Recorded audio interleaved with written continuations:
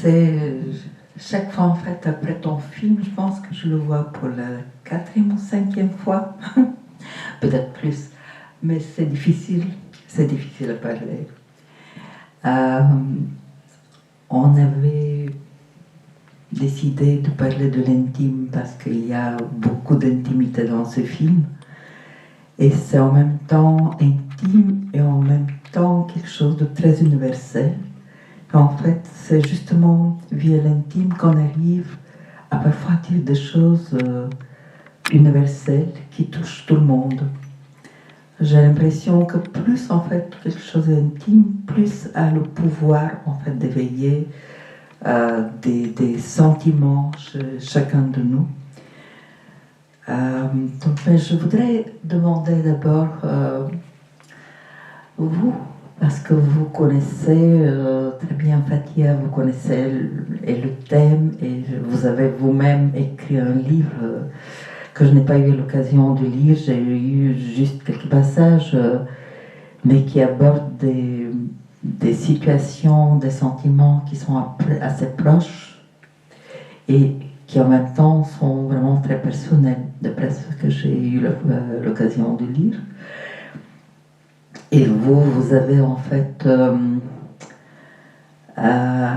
cette expression, vous utilisez vraiment l'intimité, quelque chose de très personnel, très subtil dans vos travaux.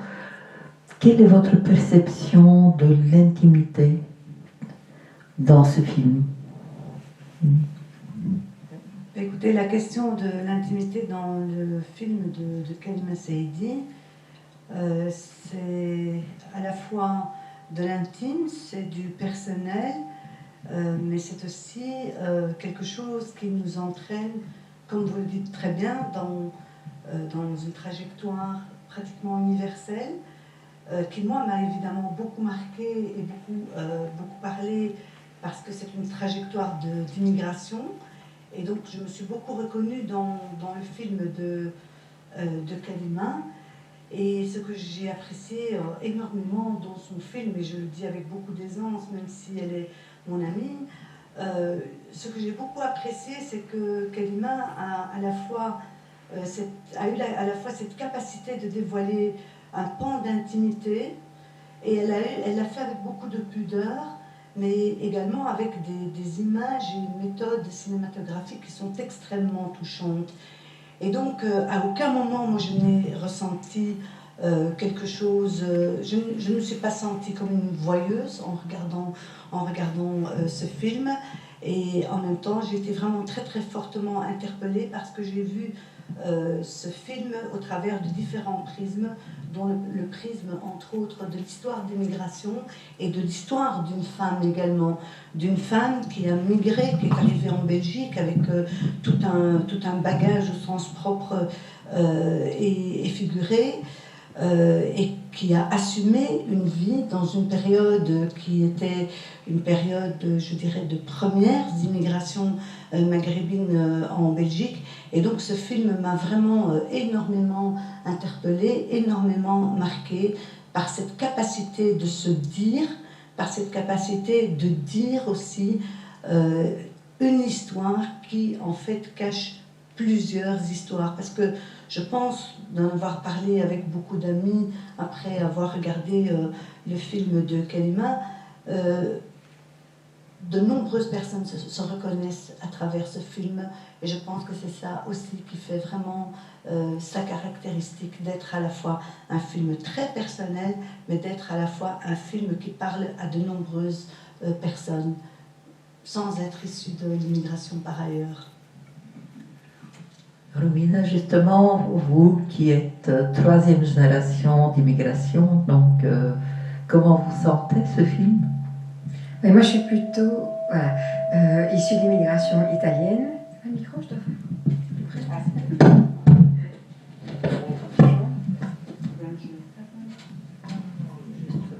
Ok, je reprends.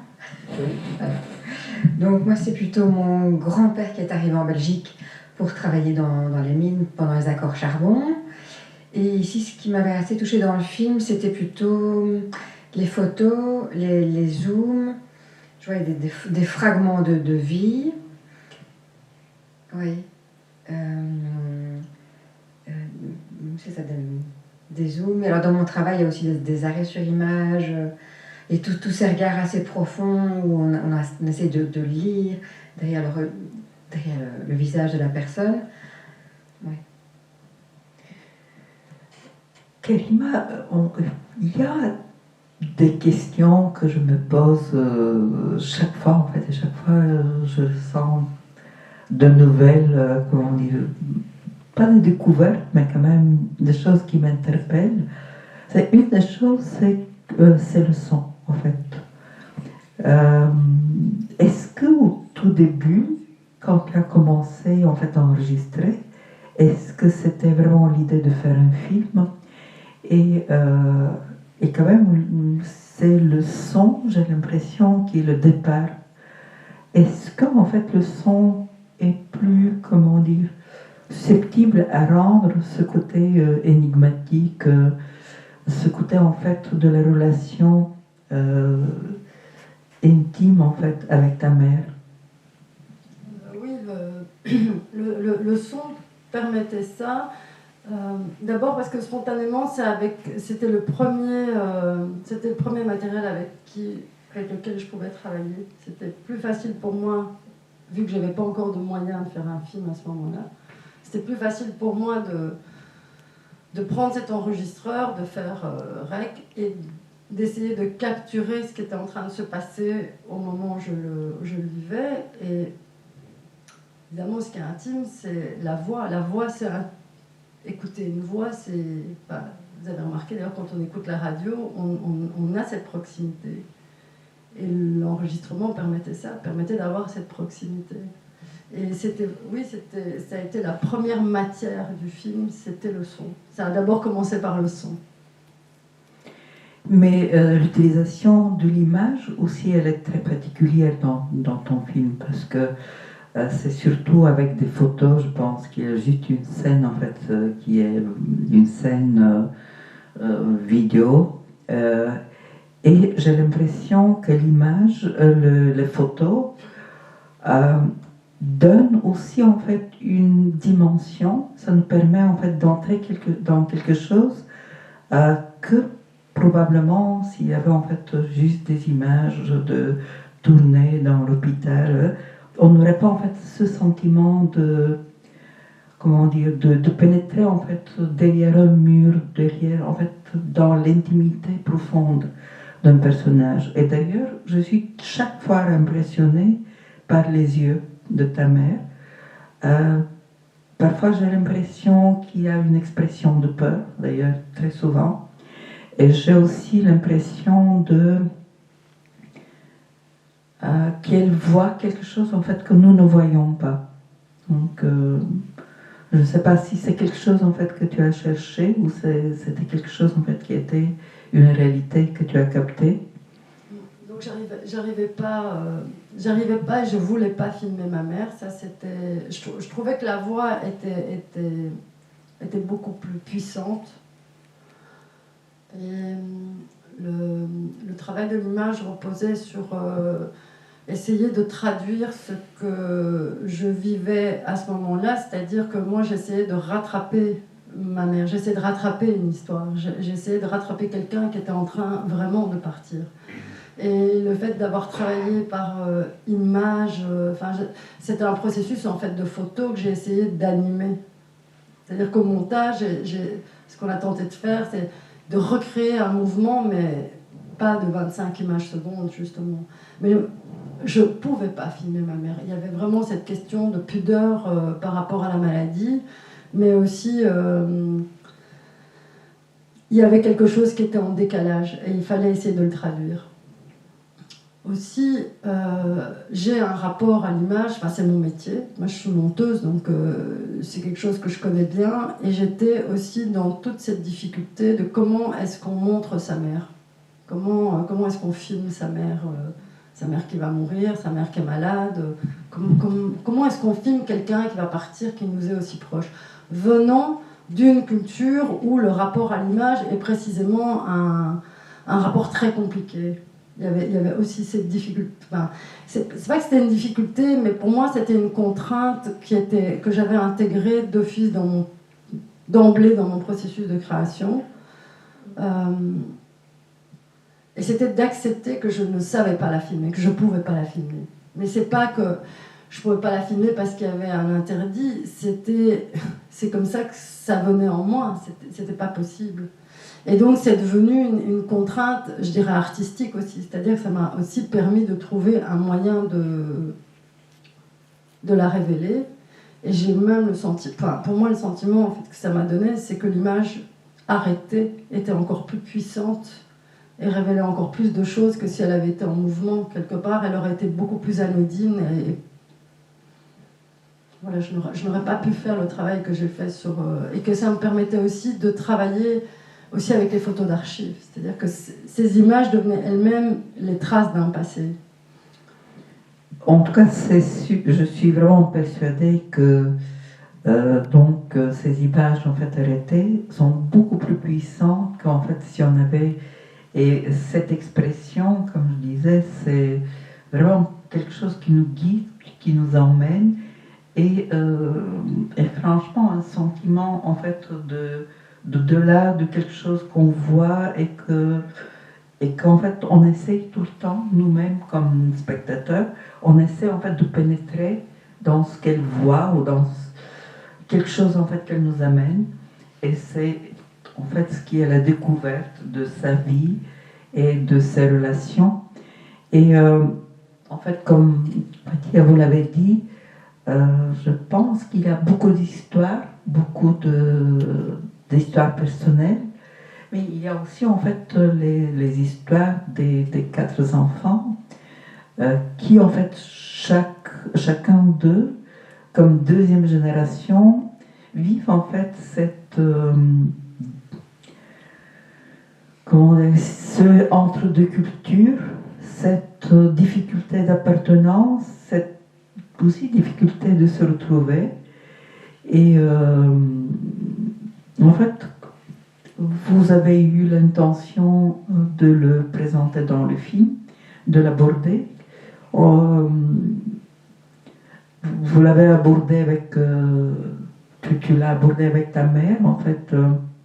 Je pense que c'était le moment le plus difficile aussi dans les dialogues que vous aviez quand tu parlais en fait de ta sœur, de tes frères. C'était en fait ce côté, comment ça se passait, comment tu voulais le traduire dans le film. Mais je voulais quand même raconter, je me devais quand même d'essayer de chronologiquement raconter, on va dire, l'histoire familiale. Alors, il y a des questions que j'aborde dans le film qui paraissent comme si je les abordais avec ma mère, mais qui sont en fait des questions que je pose et qui sont les questions de ma voix off, qui ne sont pas les questions que j'aborde directement en fait avec elle. Il y a... on l'a construit pour essayer d'avoir une cohérence au niveau du récit, comme ça, mais en voyant plusieurs fois le film, on se rend compte en fait qu'il y a quand même un léger décalage entre ce qui est ma voix off et les réelles conversations. C'est-à-dire il y a toute cette part où c'est moi qui questionne en fait. Les choix qu'elle a faits, c'est pas des choses que je lui ai dit quand elle était dans l'institution, c'est des choses que moi j'ai dites en fabriquant le film. Donc il y a quand même cette distance-là aussi. Mais par rapport à l'intime, moi j'avais envie aussi un petit peu avec Fatiha et Romina, si tu le permets aussi, c'est que moi je trouvais que c'était intéressant évidemment d'inviter Fatiha parce que je suis en train de lire son livre sur les mariages forcés. Et ce qui moi m'a bouleversée et qui est très très fort c'est cette capacité pour moi de raconter. C'est le fait de tout à coup se mettre à mettre des mots sur une histoire et d'aller révéler cette chose, enfin ce qui nous est arrivé, voilà, par quoi est-ce qu'on est traversé, ce qui nous arrive, et de l'offrir au monde. Pour moi, il y a vraiment quelque chose de cet ordre-là où je vois évidemment une corrélation avec je vois des liens avec mon film. Et le fait aussi pour Romina, le rapport aussi au corps. Voilà, j'avais envie un petit peu aussi de guider, si vous êtes d'accord, aussi d'aller vers ça. J'ai pas envie d'occuper la parole. Fatica, est-ce que vous pouvez répondre en fait comment vous avez abordé vous-même ces questions donc, qui sont comment vous avez réussi à mettre des mots? Oui, bien, peut-être d'abord pour situer le livre, parce que je ne sais pas si tout le monde connaît ce livre, c'est pas non plus un best-seller, mais par les liens forcés du mariage, et mon deuxième ouvrage que j'ai écrit, c'est une autofiction. Alors qu'est-ce que ça veut dire autofiction? C'est une manière très pudique en fait de dire que c'est un livre qui parle de soi en prenant des chemins de traverse. Alors je parle de l'histoire d'une jeune fille qui s'appelle Amel. Alors Amel qui veut dire espoir, c'était aussi délibéré, qui se retrouve mariée à l'âge de 18 ans par ses parents, anéantissant du coup tous ses rêves et tous ses désirs aussi en tant que jeune fille, tous ses rêves amoureux, bref, toute sa vie, quoi. C'est tout un pan de sa vie, même tout le futur de sa vie qui est détourné à l'âge de 18 ans. Et au bout de 11 ans de ce mariage, elle décide simplement, entre guillemets, de claquer la porte et de passer à une autre période de sa vie, comme je l'écris dans le livre, de retrouver la vie qu'elle a laissée dans une consigne 10 ans auparavant. Alors écrire sur soi, c'est très compliqué, parce que justement, on se met à nu, on se révèle, et donc on prend, comme je le disais, on prend des chemins de traverse. Donc moi, j'ai décidé de parler en termes de jeu, mais de parler pas en tant que Fatia, mais en tant qu'Amel. Parce que c'est beaucoup plus confortable de voir une personne évoluer devant vous que de se regarder dans un miroir et de se décrire. Et donc c'est ce chemin-là que j'ai pris. Et comme Kalima, j'ai aussi pris un personnage qui s'appelle Jean, qui est cette petite voix intérieure qui interpelle et qui dit « Mais pourquoi tu fais ça? Pourquoi tu ne fais pas ça? Pourquoi est-ce que tu restes bloqué dans ces traditions qui ne te parlent pas et qui ne te rendent pas heureuse ?» Et voilà. Et pourquoi décider un jour de parler de soi? Ma vie, a priori, n'est pas du tout quelque chose d'admirable ou quelque chose... mais j'en ressentais le besoin en tant que femme, j'en ressentais le besoin en tant que féministe, de pouvoir décortiquer ces mariages forcés, ces traditions, et de comprendre comment nos mamans reproduisaient, et comment nous reproduisons aussi, ceci étant dit, comment nous reproduisons des schémas traditionnels, des schémas éducationnels. Et donc j'ai essayé vraiment, le sous-titre du livre, c'est « La mécanique insidieuse des mariages forcés ». Et donc j'ai essayé de comprendre. Alors essayer de comprendre, c'est aussi quelque chose de très très difficile, parce que c'est ne pas juger, c'est ne pas préjuger, c'est aussi avoir de l'empathie. Et c'est aussi, comme dans le film de Kalima, c'est faire un petit travail vraiment d'archéologue, en allant déterrer dans l'histoire, dans le parcours, comment sont arrivés nos parents en Belgique, dans quel carcan évoluaient-ils, pourquoi est-ce que cette tradition était tellement importante pour eux. Donc ce livre, je n'ai pas écrit pour régler des comptes, je l'ai vraiment écrit pour comprendre, et parce que je trouve aussi que lorsqu'on veut sensibiliser à une thématique, je pense qu'il est vraiment aussi très très important de se parler en termes de jeu, de s'écrire et de ne pas faire porter sa voix par quelqu'un d'autre, parce que justement on y met de l'émotion, on y met de la sensation et on y met du vécu, et ça c'est extrêmement important, et on ne peut le retrouver nulle part si on ne l'a pas vécu soi-même dans sa chair, et si on n'a pas soi-même fait cet exercice justement de mettre des mots, M-O-T-S, sur des mots MAUX. Et aussi, comme vous le dites, en fait, comment se fait-il que les mamans, qui eux-mêmes en fait ont beaucoup souffert, reproduisent ces traditions sur ces enfants, et même encore dans les deuxième parfois et troisième générations. En fait, c'est quoi pour vous les raisons? Je ne le savais pas jusqu'à il y a une année où j'ai décidé de me lancer dans un master de spécialisation en études de genre et où j'ai compris en fait que les problématiques liées à l'égalité entre les hommes et les femmes ont un socle vraiment commun, très très important, qui est lié à la domination, qui est lié au patriarcat.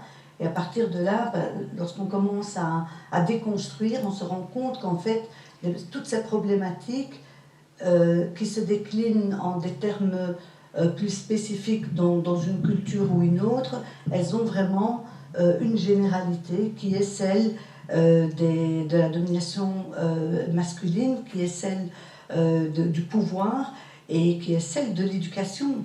Je pense que toutes les femmes, et tous les hommes aussi d'ailleurs, on est élevé dans un schéma éducationnel où on dira à un garçon sois un homme mon fils, en arabe on dit kun rajul, donc sois un homme, ça veut dire ne pleure pas, ça veut dire sois un homme, mais punaise, affirme-toi en tant que mec, tu es viril.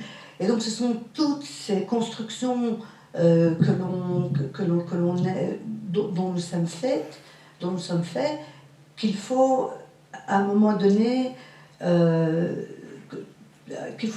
déconstruire, et c'est très très difficile à un moment donné de se dire non, moi je ne veux pas fonctionner sur ce schéma-là, pourquoi est-ce que je dois faire ça en tant que femme et pourquoi lui doit faire ça en tant qu'homme.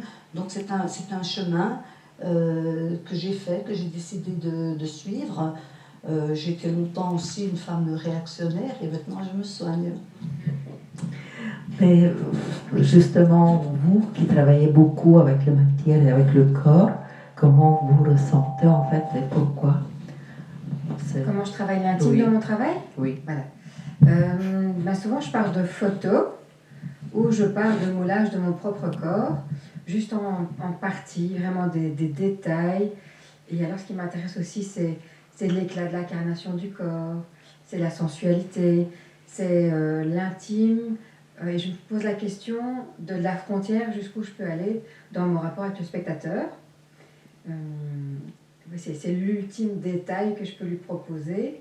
Alors il y a une relation qui va s'installer entre mon intimité et celle du spectateur. Je me dis tiens, le lien qui va se créer. Alors je peins souvent aussi. J'ai peint les mains de ma maman, les mains de mon arrière-tante, qui révèlent aussi beaucoup de choses de leur propre histoire. Et quand je voyais évidemment les mains qui étaient photographiées, ça me parlait beaucoup. Oui, tout ce que ça révèle en termes de lignes, de graphisme, ce qu'elles ont vécu, ça me touche beaucoup. Je travaille aussi tout ce qui est dentelle. Donc ça permet aussi de voir et de cacher certaines choses, de révéler. Je réfléchis tout ce que je travaille dans l'intime. Oui, donc ce rapport au corps, mais ce rapport aussi au corps de l'autre, la dualité aussi entre les deux. Et quelle est en fait la perception, quel est le retour que vous avez des spectateurs? En fait, comment ça touche leur intimité à eux? Oui, souvent ça fait écho à leur propre histoire, de par parfois juste des fils. Pour moi, les fils, ce sont des liens dans la vie, des liens qui peuvent se défaire, se raccommoder, se renouer. Oui, c'est pas évident comme question. En fait, dans le film, tu dis souvent est-ce que tu es punie, maman? Est-ce que je suis punie? Est-ce que c'est la volonté de Dieu? C'est la communauté? C'est les gens? Est-ce que ce sont vraiment les deux grands en fait, comment dire, quelque part, poids, interdiction qui pèsent et qui en fait font que on doit se plier, on doit entrer en fait dans un moule qui n'est pas vraiment le moule ou ce qu'on est ou ce qu'elle voudrait être. On a souvent le sentiment de payer parce qu'on a transgressé. C'est quelque chose qui fait partie des croyances. Et le Bichalsek, Dieu te fait-il payer parce que tu t'es donné de la liberté, c'est pas ce que moi je pense, hein. C'est pas du tout, c'est pas mon avis. C'est la question que je pose dans l'idée en fait de réfléchir à cette question.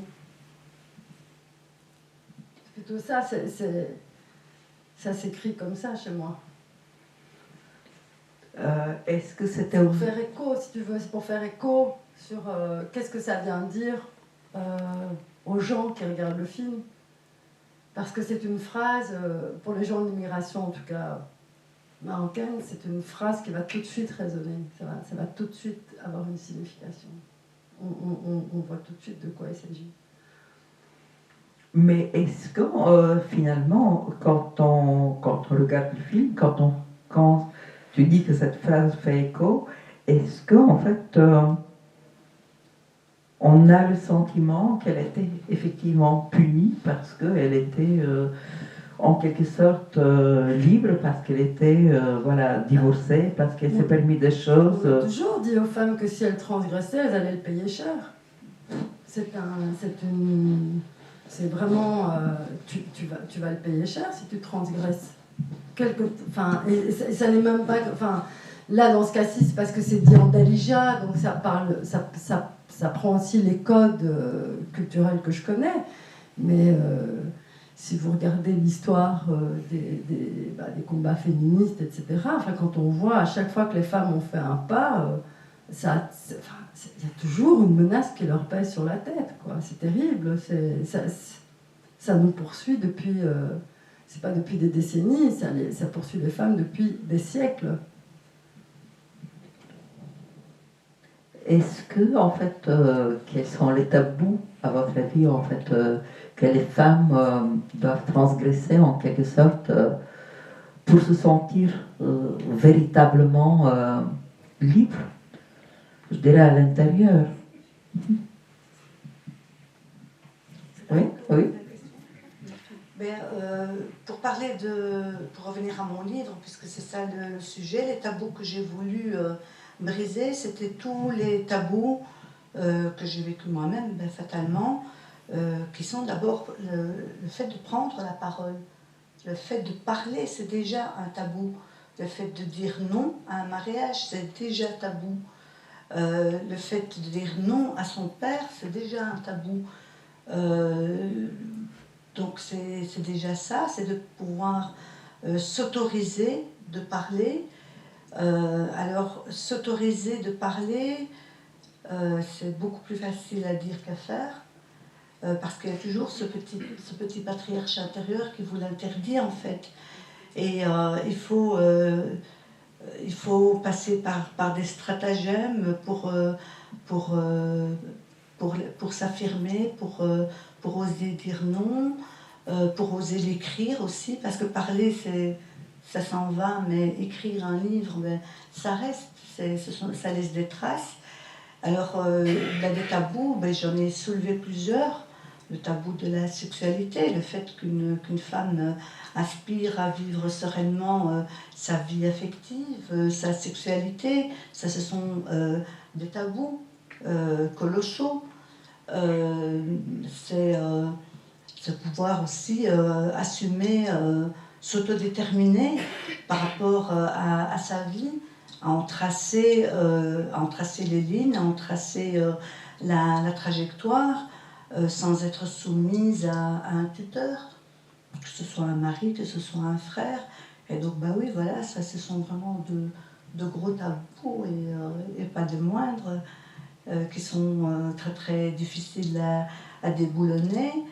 Et je pense que quand on a des armes pour lutter contre ces non-dits, contre ces tabous, que ce soit l'art, que ce soit enfin, vous allez me dire, le cinéma c'est de l'art bien sûr, mais par le cinéma, par la création corporelle comme le fait Romina, par la littérature, je pense que c'est extrêmement important de mettre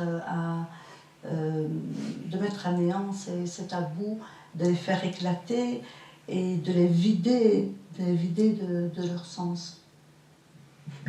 Et pour vous, Romina? Par rapport à ma création artistique, oui, je me posais la question en vous écoutant, quel serait mon ultime tabou artistique? J'ai pas beaucoup de tabous, j'avoue, ni dans ma vie, ni dans ma création. L'ultime, ce serait de ne pas choquer le spectateur.